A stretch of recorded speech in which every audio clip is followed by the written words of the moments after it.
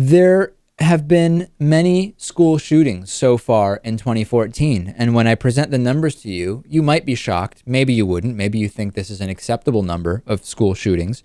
There has been one school shooting every other day this year. This is during school days. Last year was supposed to be a year, as Think Progress writes, to curb gun violence in schools. The statistics suggest quite the opposite. The sample size is small, but so far, the first 18 school days of the year have seen at least 9 school shootings. Purdue University is one.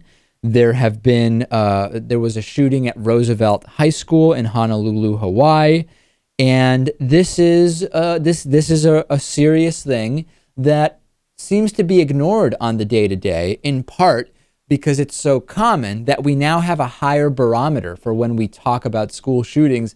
It has to be something like Sandy Hook or close to that caliber, because the one-off school shootings have just become so common. The question to me, the question that has been asked of me by some of our more progressive viewers is a very fair question, which is this the image of freedom that the pro-gun rights advocates envision, right? Some advocates will say, David, you're ignoring all of the millions and millions of gun owners who didn't kill anyone, and you're not reporting on that. And that's true, and I find it absolutely, completely, ridiculously absurd. Imagine if I said, okay, here's a story about the number of troops that have died in combat in a war that I don't even think we should be in. And then someone writes to me and says, David, you're being deceptive because you're not covering all of the troops who went to war and didn't die. That's absurd. It's completely absurd. What we need to be focusing on is whether the number of deaths is acceptable to us or not.